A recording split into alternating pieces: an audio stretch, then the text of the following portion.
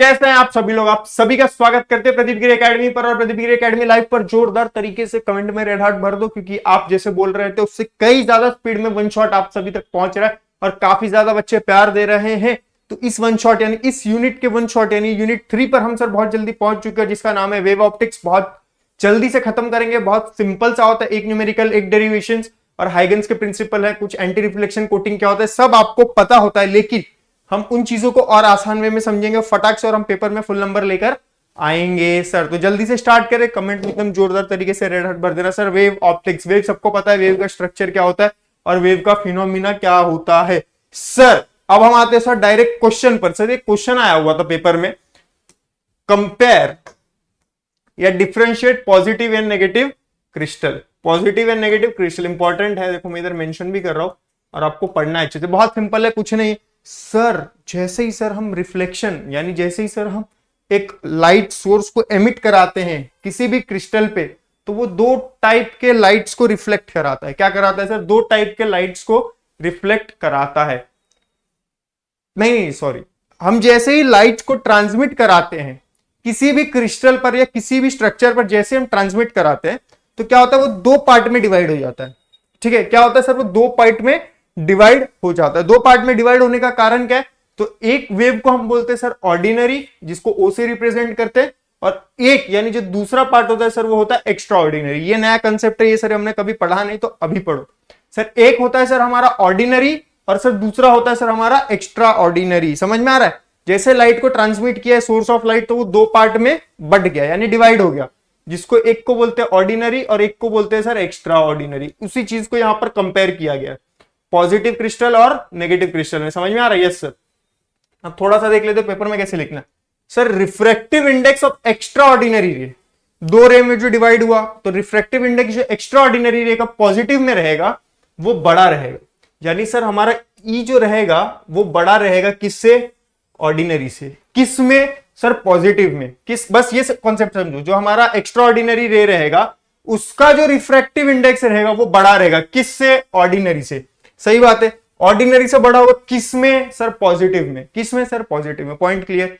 बस इसका अपोजिट यहां पर करना है। एक चीज याद करो दूसरा याद हो जाएगा, एक चीज याद करो दूसरा याद हो जाएगा। दूसरे में क्या है सर हमारा?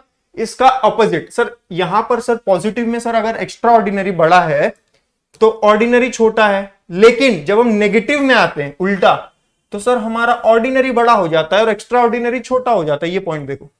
क्लियर? क्लियर? एन यहां पे रिफ्लेक्टिव इंडेक्स को रिप्रेजेंट कर रहा है। समझ में आ रहा है? यस सर, बड़ा मजा है। ये पॉइंट खत्म सर। अब इसका सर पॉजिटिव वाले में जो एक्स्ट्रा ऑर्डिनरी है सर बड़ा है, और जो बड़ा होता है सर वो स्लो होता है। करेक्ट? जो बड़ा होता है सर वो स्लो होता है। तो वेलोसिटी ऑफ एक्स्ट्रा ऑर्डिनरी रे यानी वेलोसिटी ऑफ एक्स्ट्रा ऑर्डिनरी रे यानी उसका जो स्पीड रहेगा, उसका जो वेलोसिटी रहेगा सर वो स्लोअर रहेगा। स्लोअर रहेगा या फिर लेस देन रहेगा किससे सर? ऑर्डिनरी से। क्योंकि सर ऑर्डिनरी यहां पर छोटा है और जो बड़े भक्कम बड़े एकदम जोरदार लोग होते हैं वो स्लो चलते हैं। ठीक है, तो जो वेलोसिटी रहता है सर उसका कम रहेगा। पॉइंट समझ में आया? सेकंड पॉइंट है सर। तो सर यहां पर जो वेलोसिटी रहेगा हमारा एक्स्ट्रा ऑर्डिनरी रे का ज्यादा रहेगा, क्योंकि सर यहां पर जो ऑर्डिनरी रे कुछ ज्यादा ही छोटा है। क्या सर? कुछ ज्यादा ही छोटा है। समझ में आया? एक साइड का याद करना है, दूसरे साइड का आपको याद हो जाएगा। क्लियर? समझ आ रहा है? Yes sir.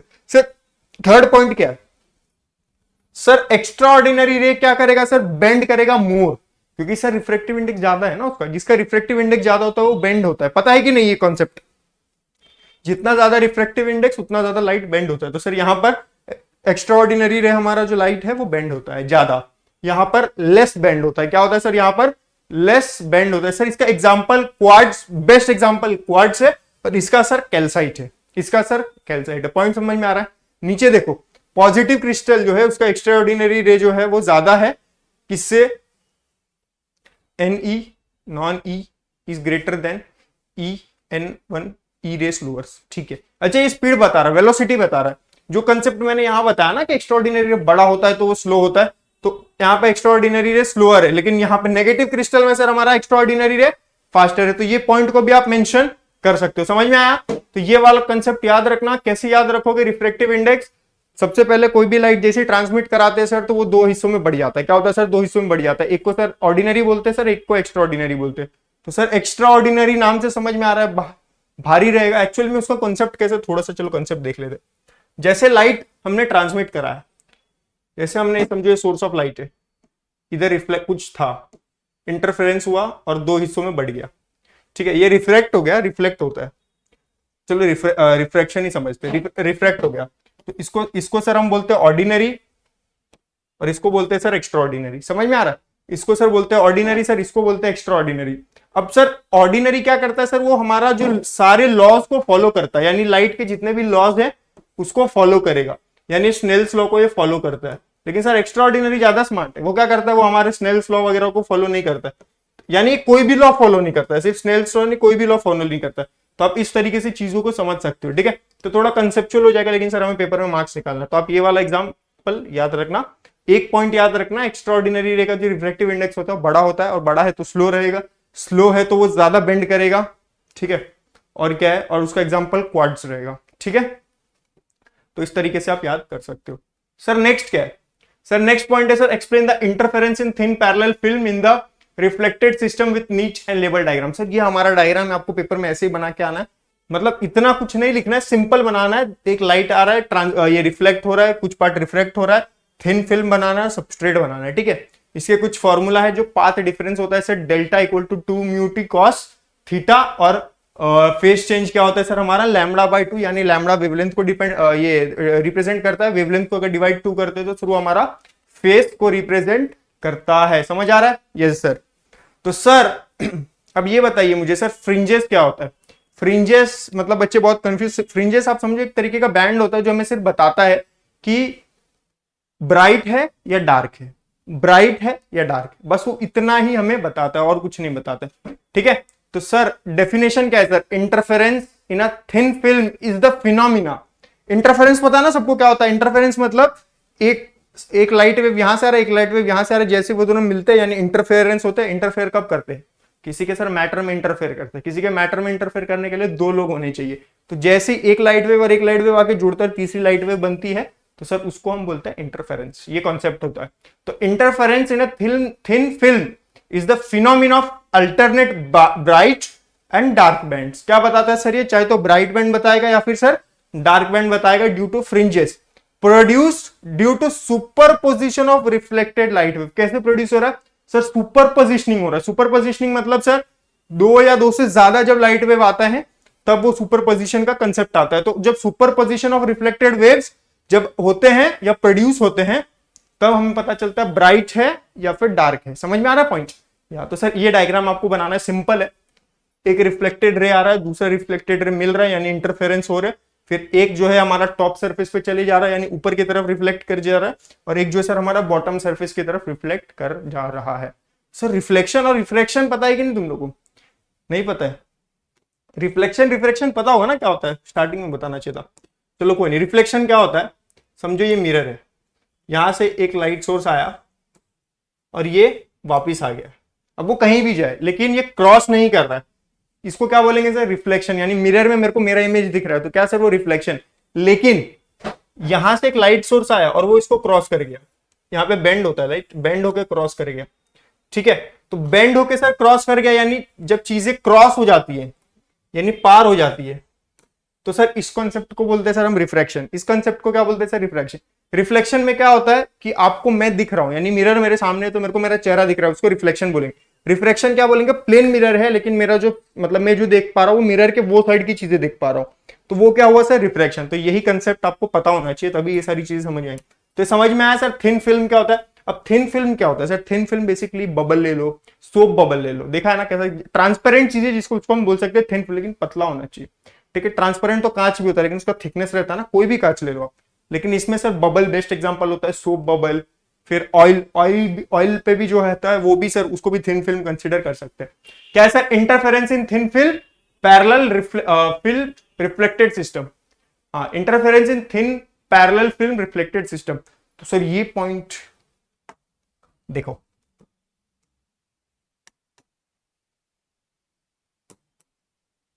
क्या बोला sir, interference in thin film parallel का रिफ्लेक्टेड सिस्टम कैसे वर्क करता है, अब ये देखते हैं, ठीक है। ऐसे पेपर में आपको लिख के आना, क्वेश्चन आया हुआ है, इंपॉर्टेंट क्वेश्चन है।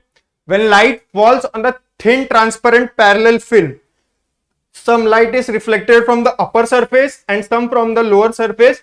This reflected rays combine and produce interference. क्या करता है सर? ये क्या करता है? कंबाइन. अब इंटरफेरेंस बताया था ना, जब दो लाइट एक दूसरे से मिलते हैं, दो रे ऑफ लाइट मिलते हैं, तीसरी लाइट बनती है, उसको हम इंटरफेरेंस बोलते हैं. लेकिन यहां पर क्या, लाइट कहां गिर रहा है सर? थिन फिल्म पे गिर रहा है. कहां? Thin film. तो समझो एक लाइट बीम आया, थिन फिल्म है मेरे हाथ पे, वो इस पे गिरा और कुछ लाइट ऊपर की तरफ ट्रांसमिट कर जाएगा, कुछ जो है इसके नीचे की तरफ आ जाएगा. तो उसी फिनोमिना को बोला गया इंटरफेरेंस इन थिन फिल्म. क्या बोला है सर? देखो, when the light falls on the thin transparent film, यानी थिन ट्रांसपेरेंट फिल्म पे लाइट गिरा, लाइट, उसको एग्जांपल लिया सोप, बबल ऑयल, कुछ भी ले लो. Some light is reflected from the upper surface, यानी अपर सरफेस से जो है कुछ लाइट है वो ट्रांसमिट हो जाएगी, and some from the lower surface, यानी नीचे की तरफ ट्रांसमिट हो जाएंगे. उसी को बोलते हैं सर हम थिन फिल्म वाला, यानी rays combine and produce interference. समझ में आ रहा है? बस वही पॉइंट है और उसी चीज को आपको याद करके लिखना है. तो बस आपको उसका थ्योरी लिखना है जिसमें क्या क्या चीजें, तो फटक से रीड आउट कर देते. ये समझने वाला चीज था, बाकी सब सिंपल है, इससे ही बना के लिखा हुआ है. When light falls on the thin film like soap, bubble, oil, air और coating, ray 1 reflected from the top surface. ये डायग्राम देखो, दिख रहा है? कुछ चीजों है जो टॉप सरफेस से रिफ्लेक्ट हो गई है. कहां से? देखो, टॉप सरफेस से रिफ्लेक्ट हो गई है. कुछ चीजें देखो बॉटम सरफेस से रिफ्लेक्ट हो रही है, यानी यहां से रिफ्लेक्शन हो रहा है. दिख रहा है? देखो, एक यहां से रिफ्लेक्शन हो रहा है, एक यहां से रिफ्लेक्शन हो रहा है. यार ये मार्क क्यों हो रहा है? ठीक है, तो इस तरीके से डायग्राम बहुत इंपॉर्टेंट है और आपको पेपर में बना के आना है. ठीक है, ये क्या हो रहा है? मिट क्यों नहीं रहा ये? चलो कोई नहीं.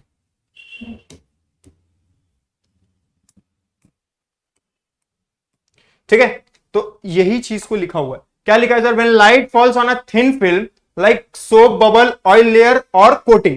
दूसरा क्या है सर? रे 1 reflected from the top surface. Top surface से एक रे हमारा चले जाता है, यानी ट्रांसमिट हो जाता है. रे 2 क्या करता है?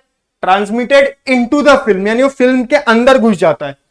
फिल्म के अंदर reflected from the bottom surface then emerges. Sir वो अगर ट्रांसमिट कर गया अंदर के तो रिफ्रैक्शन हो गया? नहीं, रिफ्रैक्शन उस पॉइंट पे हुआ, लेकिन वो अंदर जाके भी रिफ्लेक्ट कर रहा है. उसी पॉइंट को लिखा है transmitted into the film, reflected from the bottom surface, then emerges. Transmitted into the film, हाँ देखो, ट्रांसमिटेड इनटू द फिल्म यानी फिल्म के अंदर चले गया. Reflected from the bottom surface, यानी जो उसका एकदम बॉटम सरफेस था वहां से वो रिफ्लेक्ट कर रहा है, तो रिफ्लेक्शन ही हो रहा है वहां. This two rays interfere depending on the path difference and phase shift. ठीक है, तो फेज शिफ्ट और पाथ डिफरेंस पे डिपेंड करता है. सर नेक्स्ट, यानी पार्ट डिफरेंस का अगर देखोगे तो ये सारी चीजें आपको पता होनी चाहिए, कि मतलब पेपर को हैवी बनाने के लिए लिखा हुआ है. ठीक है सर, क्या लिखा हुआ है? Path difference for a film of thickness T and refractive index mu. Refractive index किससे रिप्रेजेंट करते हैं सर? हम म्यू से करते. किससे करते हैं सर? म्यू से करते. और थिकनेस को सर टी से. ये अपने को डेरिवेशन में काम आएगा. फिर delta equal to 2 mu two cos r. Cos r क्या है सर? हमारा एंगल ऑफ रिफ्लेक्शन. सही बात है सर, आर से समझ में आ रहा है सर क्या है? Angle of reflection. क्या sir? Angle of reflection.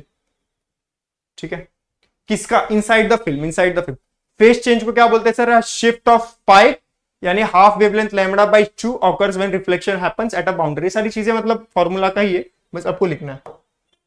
Sir next क्या होता है सर? कौन सा टाइप का होता है सर? कंस्ट्रक्टिव इंटरफेरेंस होता है और सर एक डिस्ट्रक्टिव इंटरफेरेंस होता है. सर कंस्ट्रक्टिव, कंस्ट्रक्टिव कैसे बता रहे हैं सर? कंस्ट्रक्टिव नाम से समझ में आ रहा है जो चीजें बहुत प्रोडक्टिव होती है, यानी उसका जो आउटपुट होगा, रिजल्ट होगा, अच्छा होगा. तो सर जिसका कंस्ट्रक्टिव रहता है ना माइंडसेट, उसका फ्यूचर बड़ा ब्राइट रहता है, उसका फ्यूचर बड़ा ब्राइट रहता है.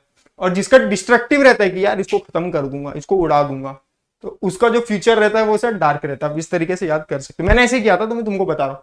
जिसका माइंडसेट कंस्ट्रक्टिव रहता है उसका फ्यूचर बड़ा ब्राइट होता है, और जिसका माइंडसेट डिस्ट्रक्टिव होता है सर उसका फ्यूचर बड़ा डाउन साइड होता है, यानी डार्क होता है. बस आप इसी तरीके से चीजों को याद रखो.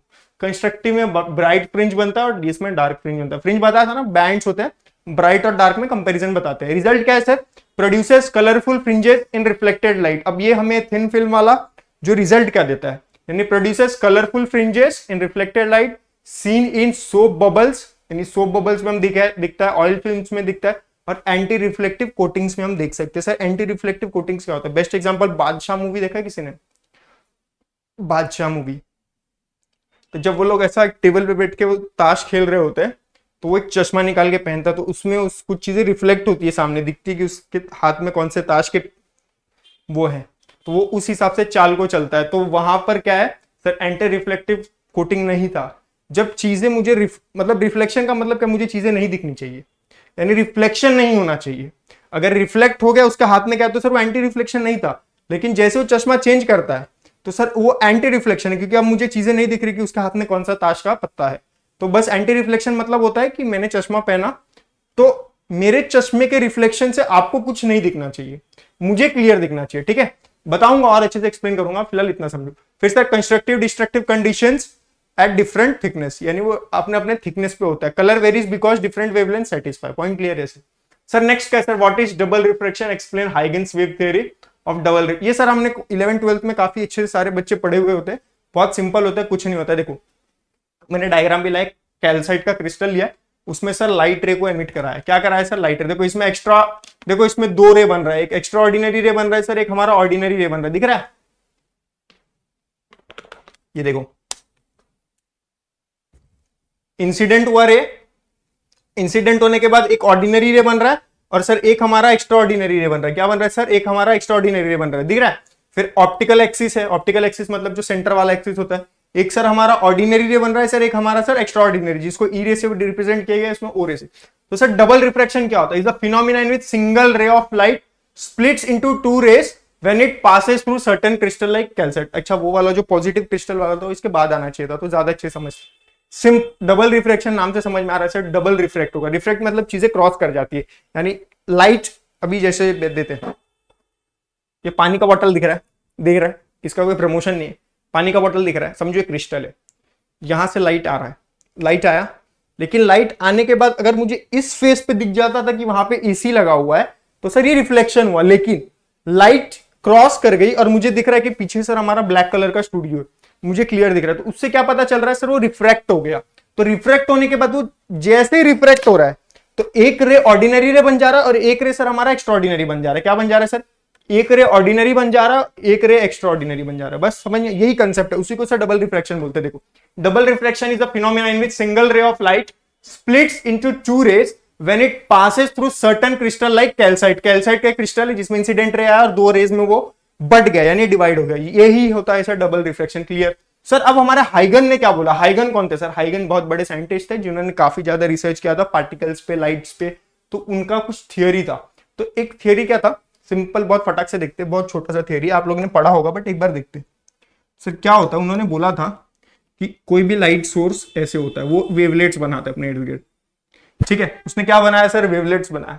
वेवलेट्स बनाएगा, ये सोर्स था, इसने वेवलेट्स बनाया, वेवलेट जैसा दिख रहा है, कुछ इस तरीके से वेवलेट्स बनाता है। ठीक है, तो जो सर पहला वेवलेट्स है, ये वाला खत्म कर देते हैं, वेव जैसे दिखनी चाहिए थे, वेवलेट्स है, तो वो सर ये अपना एक और सोर्स बनाएगा, ये सर खुद का सोर्स बनाएगा। ठीक है सर, ये खुद का सोर्स बनाएगा, नहीं ये गलत सर, ये खुद का सोर्स बनाएगा, तो सर ये जैसे सोर्स बन गया तो सर ये अपना भी तो वेवलेट बनाएगा। समझ में आ रहा है? हर सोर्स एक सेकेंडरी सोर्स की तरह एक्ट कर रहा है।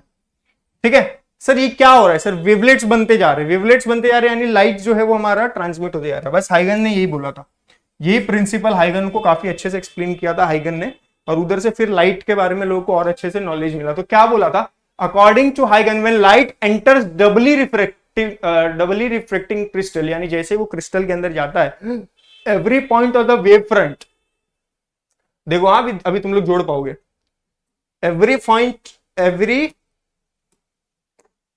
every point on the wave front act as a source, जो बताया था ना मैंने, ये वाला भी act as a, ये वाला जो पॉइंट है ये सोर्स की तरह एक्ट कर रहा है, ऑफ किसका सर, सेकेंडरी वेवलेट्स का। कैसे सर सेकेंडरी वेवलेट्स कैसे होगा, ये अगर प्राइमरी था तो सर देखो ये जो डॉट्स बने थे इन्होंने भी अपना अपना बनाया, समझ में आ रहा है?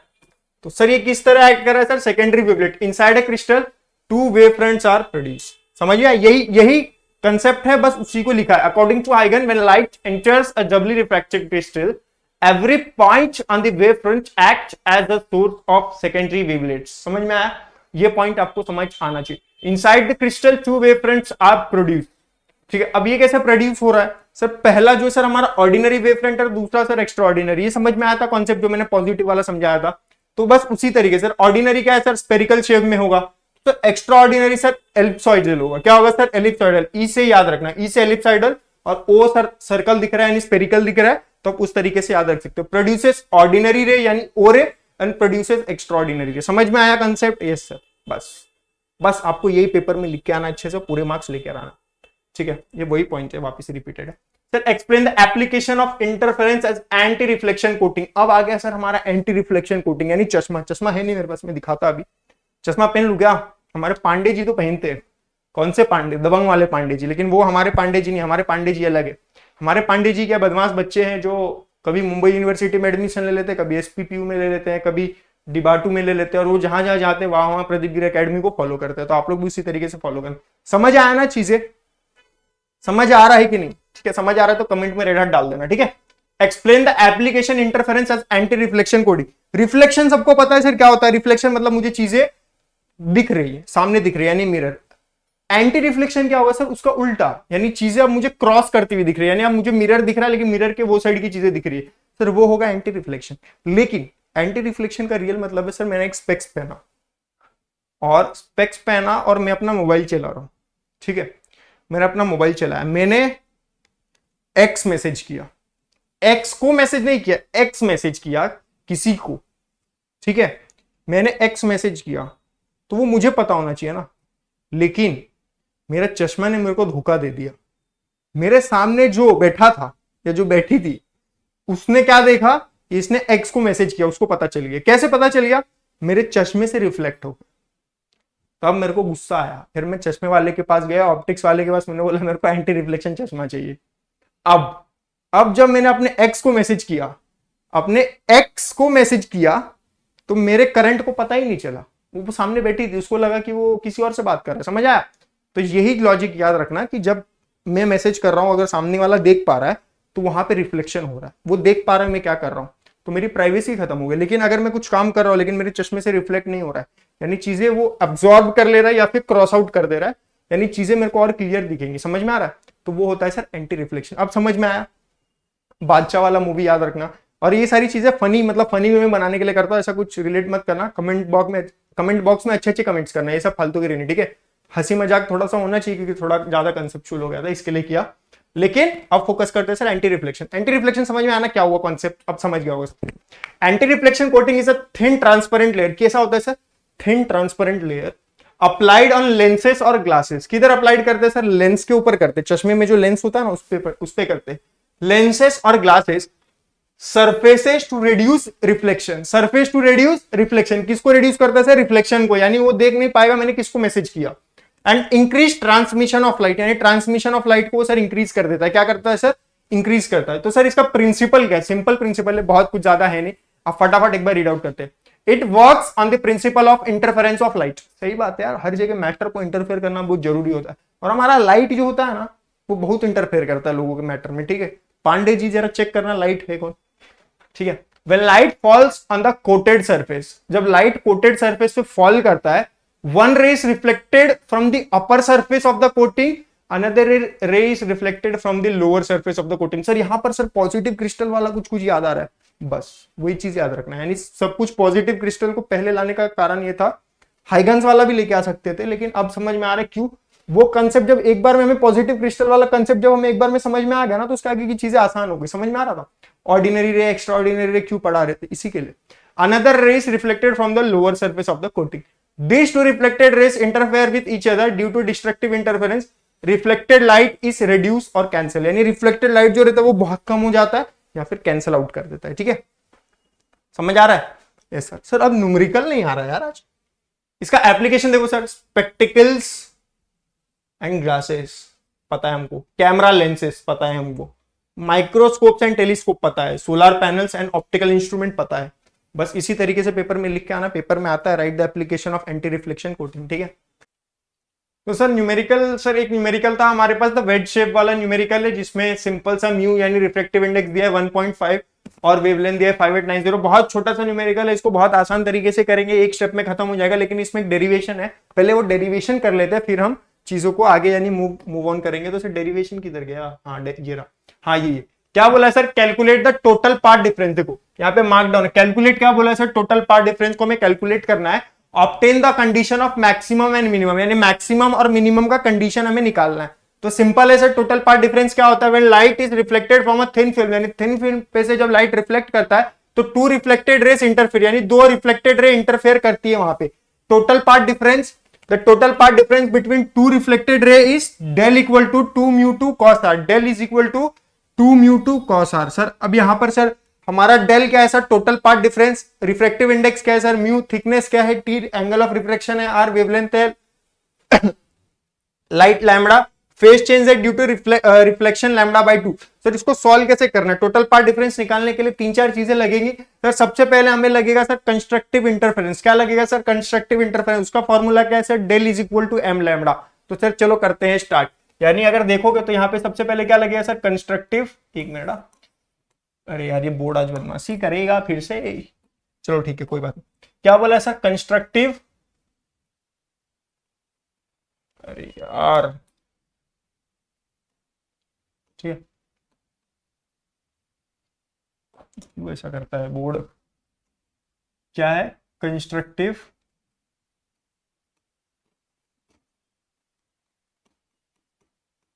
कंस्ट्रक्टिव इंटरफेरेंस, ठीक है, शॉर्ट में लिखता हूं,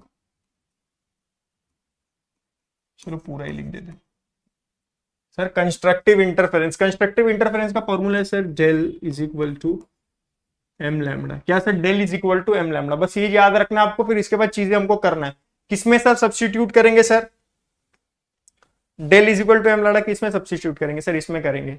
समझ में आ रहा है, तो जैसे इसको सब्स्टिट्यूट करेंगे del is equal to m lambda तो क्या बन जाएगा सर, सबसे पहले हम ये फॉर्मूला लिख लेते हैं, यानी डेल इज इक्वल टू, यार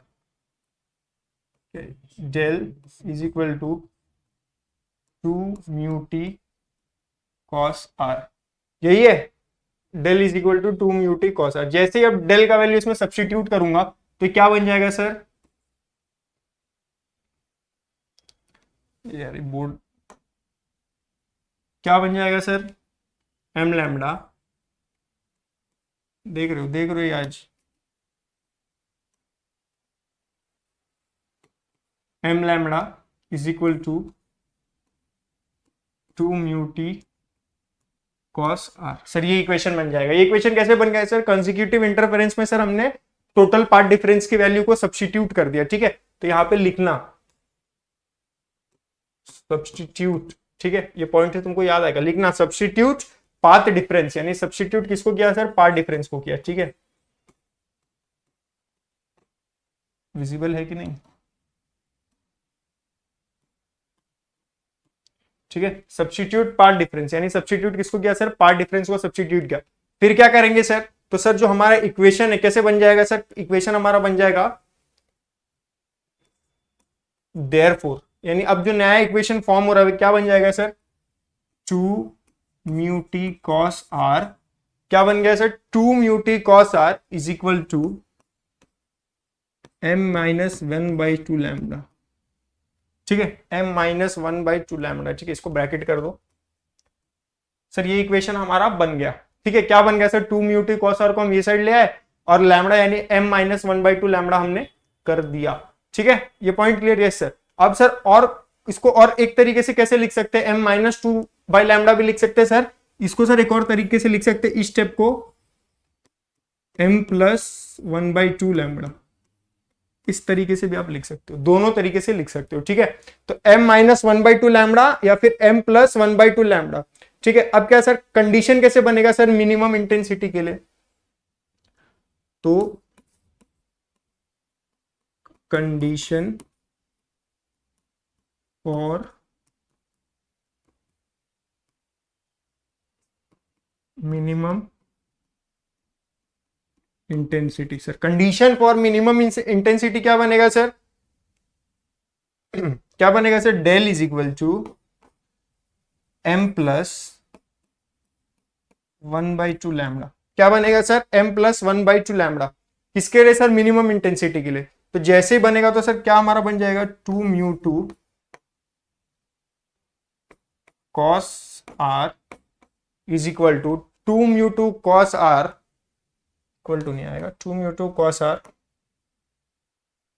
2 mu 2 cos r plus lambda by two, two mu two cos r plus lambda by two equal to m plus one by two lambda. क्या बन जाएगा sir? M plus one by two lambda. क्या बन गया sir? Two mu two cos r m plus lambda by two, यानी minus one by two, ये जो lambda था इसको इक्वल के ये साइड लाया तो सर क्या हो गया सर? प्लस हो गया, और प्लस होने के बाद lambda by two equal to m plus one by two lambda. ये स्टेप कैसे आया, समझ आया होगा सबको? सिंपल मैथमेटिक्स से देखो, लैम्डा ऊपर मल्टीप्लाई हो जाएगा तो लैम्डा बाई टू हो जाएगा, माइनस में तो सर प्लस में आ जाएगा, या फिर प्लस वाला भी डायरेक्ट लिख सकते हो, लेकिन अगर आप माइनस वाला लिखोगे तो आपको चीज मेंशन करना पड़ेगा। तो सर ये क्या बन गया सर हमारा? Two mu two. तो सर इसको अगर देखोगे तो सर कुछ चीजें कैंसिल आउट होगी। क्या कैंसिल आउट होगी sir? Lambda by to cancel out हो जाएगा, होगा ये सर। तो क्या बचेगा सर? तो बचेगा सर हमारे पास two mu two cos r, क्या बचेगा sir? Two mu two cos r plus two mu two cos r is equal to m lambda बचेगा। क्या बचेगा सर? M lambda. सर ये हमारा हो गया sir for minimum dark fringe. किसके लिए हो गया सर? मिनिमम डार्क फ्रिंज के लिए हो गया।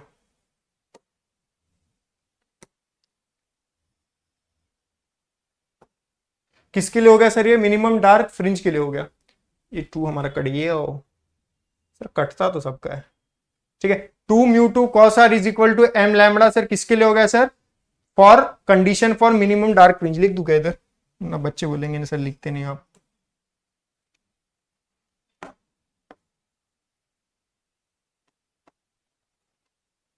Condition for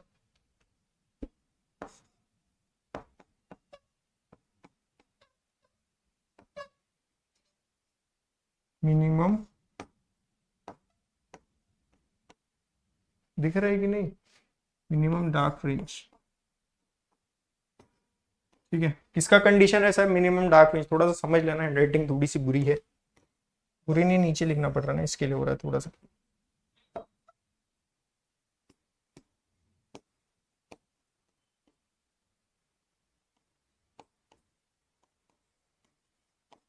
condition for minimum dark fringe, ठीक है सर। ये हो गया सर। मैक्सिमम के लिए कैसे निकालेंगे सर? मैक्सिमम के लिए सिंपल है, यानी मैक्सिमम ब्राइट और मिनिमम के लिए निकालेंगे, और मिनिमम डार्क।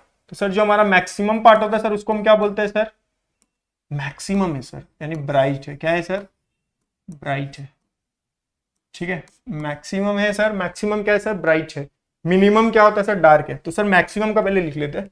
मैक्सिमम का जो बनेगा, यानी मैक्सिमम का जो इक्वेशन बनेगा, जो हमसे पूछा गया था कि मैक्सिमम का इक्वेशन क्या बनेगा, तो मैक्सिमम का इक्वेशन बनेगा two mu two cos r, यानी two mu two cos r is equal to m plus one by two lambda, ठीक है। कैसे बना sir? Two mu two cos r m plus one by two lambda, ठीक है। इसके पीछे sir minimum के लिए कैसा बनेगा सर? अब आ जाते मिनिमम। सर मिनिमम क्या होता है सर? मिनिमम सर, मैक्सिमम अगर डार्क है तो सर मिनिमम जो होगा हमारा सर, सॉरी मैक्सिमम ब्राइट है तो सर मिनिमम होगा सर हमारा डार्क। सर फॉर्मूला में कुछ चेंज होगा? यस सर चेंज होगा। क्या फॉर्मूला में चेंज होगा सर? सर ये तो सिमिलर रहेगा sir, two mu two cos r is equal to, अब चेंज क्या होगा सर? इक्वल के वो साइड की चीजें चेंज होगी, सिंपल एम लैम्डा आ जाएगा। क्या आ जाएगा सर? M lambda. क्या आ जाएगा सर? M lambda. क्या आ जाएगा sir? M lambda. M lambda समझ में आया कैसे आया? Yes sir, clear. मैक्सिमम का निकाल दिया, मिनिमम का निकाल दिया। सर ये कैसे कर लेते एक बार और देख लेते। सबसे पहले तो सर आपको ये सारी चीजें लिखनी पड़ेगी, यानी interference del equal to two mu two cos r. फिर एक एक चीज को आपको डिफाइन करना पड़ेगा। डेल हमारा पार्ट डिफरेंस होता है, म्यू हमारा वेवलेंथ होता है, नहीं म्यू क्या होता है? म्यू, हाँ mu refractive index, T thickness होता है, आर हमारा रिफ्रेक्टिव इंडेक्स रिफ्रैक्शन होता है, लैम्डा हमारा वेवलेंथ होता है। ये चीज लिख दिया। उसके बाद कंस्ट्रक्टिव इंटरफेरेंस का del is equal to m lambda लिखना पड़ेगा, ये फॉर्मूला याद करना पड़ेगा। फिर सब्सटीट्यूट करेंगे पार्ट डिफरेंस में, जैसे डेल का वैल्यू सब्सटीट्यूट करेंगे ये इक्वेशन बन जाएगा। ये इक्वेशन बन गया तो सर इसको मैं कुछ इस तरीके से लिख सकता हूँ, two mu two cos r equal to m minus one by two lambda, या फिर m plus one by two lambda, इस तरीके से लिख सकता हूँ। तो जैसे ये इक्वेशन बन जाएगा तो कंडीशन फॉर मिनिमम इंटेंसिटी मेरे पास बन गया। कंडीशन फॉर मिनिमम इंटेंसिटी कैसे बन गया? Del is equal to m plus one by two lambda, यानी डेल की जगह पे मैं क्या डालूंगा? M plus one by two lambda. ये सारी चीजें सीधी सीधी लिखी, जो minus one by two equal के साइड आया तो प्लस वन बाई टू हो गया, लैम्डा बाई टू हो गया, m plus one by two lambda. Del का वैल्यू उठा के मैंने लिख दिया। लिखने के बाद two mu two cos r equal to m minus m lambda मेरे पास बचा, क्योंकि चीजें कैंसल आउट हुई फिर कैसा condition for minimum dark fringe मेरे पास बन गया। कंडीशन किसका बन गया सर? मिनिमम डार्क फ्रिंज का कंडीशन बन गया। ठीक है, इसको अच्छे से लिखू क्या? अच्छा नहीं लग रहा मेरे को भी, तुमको भी नहीं लग रहा होगा। ठीक है, अच्छे से लिखते हैं। क्या है सर ये लिखना पड़ेगा। Condition for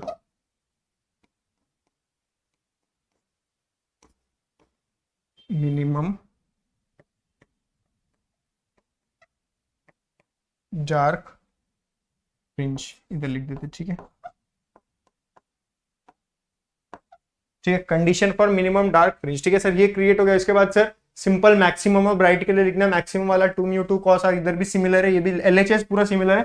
m plus 1/2 bright करने के लिए इंक्रीज करना पड़ता है, और इसके लिए सर जो चीज जैसी है उसको वैसी रखनी है। क्लियर? ये सर सब एक न्यूमेरिकल देख ले सर, छोटा सा न्यूमेरिकल जो था इसका सिंपल सर। अब ये सर ये न्यूमेरिकल कैसे करना है? न्यूमेरिकल बहुत सिंपल न्यूमेरिकल है, इसमें कुछ नहीं। क्या बोला है sir? The wedge shape film with a refractive index. Refractive index क्या होगा सर? म्यू होगा। Refractive index 1.5 is illuminated by the light of wavelength 5890. The angle, क्या sir? The angle of wedge, the angle of wedge is 30 second.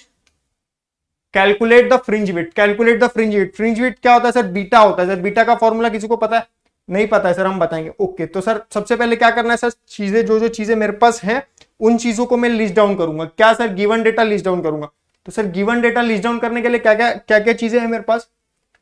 चलो लिखते, फटाफट लिखते, इसको solve करते और खत्म करते क्लास।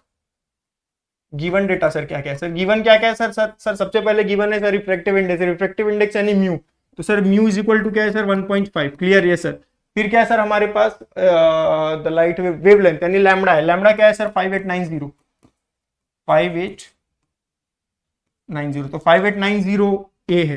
तो क्या मैं इसको इस तरीके से लिख सकता हूं? इक्वल टू 5890 इंटू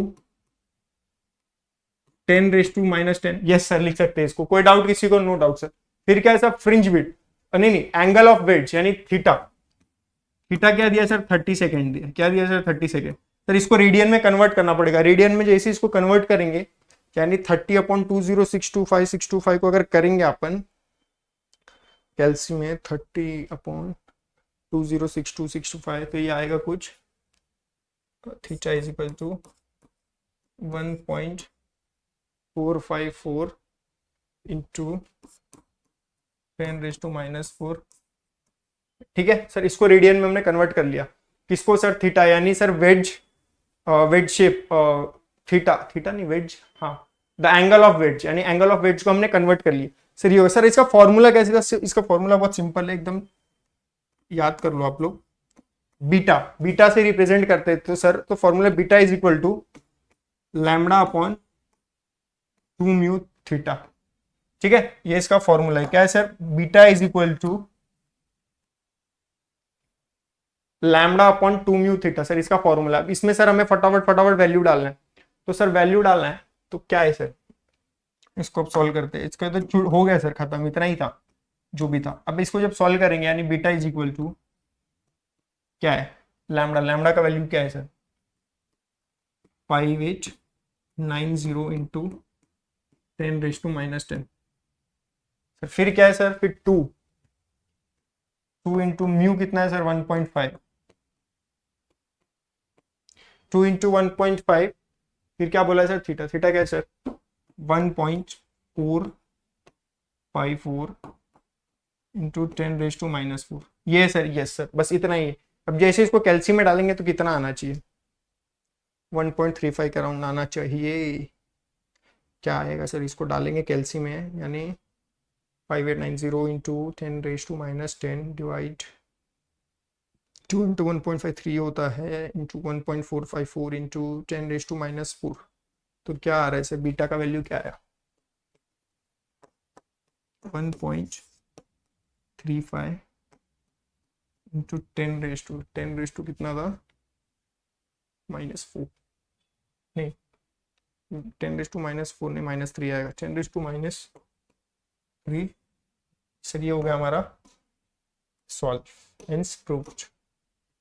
इसको बस इतना सही था, कुछ नहीं था, फॉर्मूला में वैल्यू को डालना था। ठीक है, तो सर क्या आया सर, 10 इंटू क्या आया सर, 10 इंटू 1.35 इंटू 10⁻³ ठीक है, समझ में आया। अगर इसको और कुछ लिखना है तो इसको ऐसे लिख सकते हो 1.35 mm। ठीक है, कैसे लिख सकते हो सर,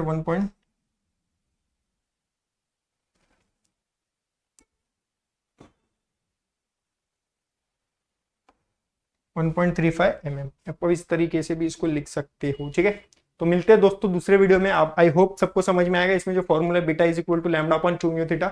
मिलते हैं नेक्स्ट वीडियो में, और इसी एनर्जी के साथ 4th यूनिट भी लाएंगे आप सभी के लिए। बहुत लाइक तो बनता ही यार, इतना मेहनत किया। उसके बाद वो न्यूमेरिकल वाला पार्ट और डेरिवेशन, इसमें दो ही चीजें, दोनों चीज आपको आनी चाहिए, और पेपर में कुछ भी चीज छोड़ कर नहीं आना। ये ध्यान रखना, जो चीजें पता है वो लिखना, जो नहीं पता है उसको भी लिखना अगर पास होना है तो। ठीक है, तो मिलते हैं दूसरे वीडियो में, और वीडियो को लाइक करना, चैनल को सब्सक्राइब करना, क्योंकि ये सारी चीजें फ्री में अवेलेबल है आप सभी के लिए, उसके लिए। और बस फिर मिलते हैं दूसरे वीडियो में। जय हिंद।